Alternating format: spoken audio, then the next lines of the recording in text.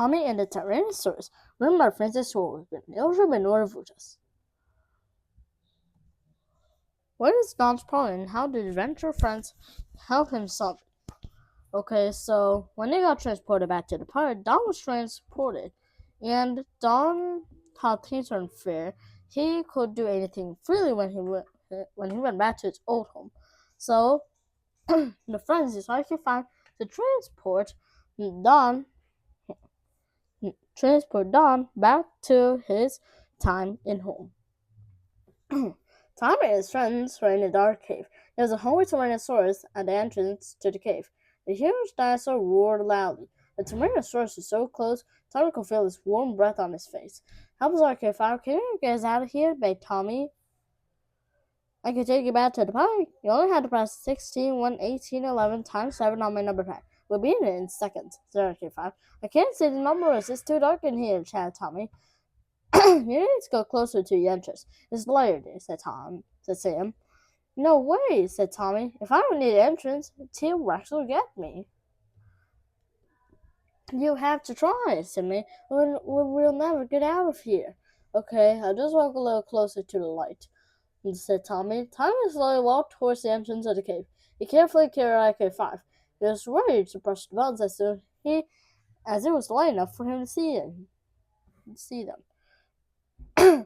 Tommy was shaking with fright. It was a huge dinosaur's face looking into the cave. Tommy stopped. At last, he could see the buttons on Arcade5's tummy. He quickly pressed 16, 1, 18, 11. Just as he was about to press the final number, something hit him hard on the back. Tommy fell to the ground. Arcade5 flew out of his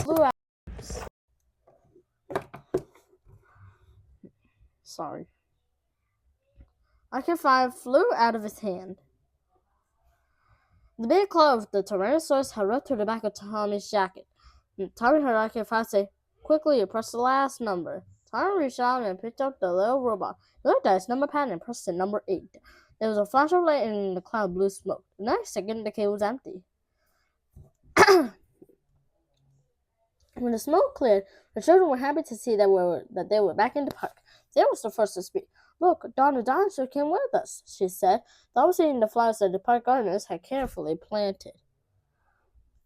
"Oh no," said Tommy. "How did Don come with us?" "You pressed 8 instead of 7 on my number pad," answered Arcade5. "That means 8 creatures to make the trip. That is number 8. It was a good thing you didn't press 9, said Annie. If you did, T-Rex would have made the trip with us." "Don, don't eat the flowers," shouted Andy. Don stopped eating the flowers. He saw a squirrel. He chased the squirrel up a tree. "Don, don't chase the squirrels," shouted Lucy. Don stopped chasing the squirrels. Don then decided he wanted to dig a hole. He ran to the middle of a beautiful grass lawn. The park gardener was very proud of his lawn. Don dug a hole in the middle of the lawn. "Don, don't dig holes," shouted May. Don stopped digging. Don then saw a poster pinned to a fence. There was a picture of colorful flowers on the poster. Don thought that they were real flowers. He ran towards the poster. He jumped at the poster to get flowers. He crashed into the fence and broke it. "Don, don't break fences," shouted Sam.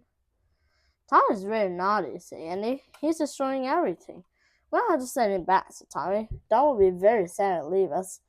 "You tell him he has to go back." "I don't want to make him sad," said Andy. Tommy looked for Don. Don was talking to Arcade5. "What did Don say to you?" asked Tommy. "Don wants to go home," Arcade5 replied. "Everyone here would not let him play. When he was at home, he could eat flowers. He could chase small animals. He could dig holes when he wanted. He also said he misses his mother." The children laughed. They were happy that Don was not sad to be going home. Tommy said to Arcade5, "Please tell Don we enjoyed meeting him. Now it's time for him to go back home." Arcade5 told Tommy to draw a circle on the ground. Tommy then put Don the dinosaur in the circle. Arcade5 told Tommy which numbers to press on the little robot's number pad. After Tommy pressed the numbers, there was a flash of light and a cloud blew smoke.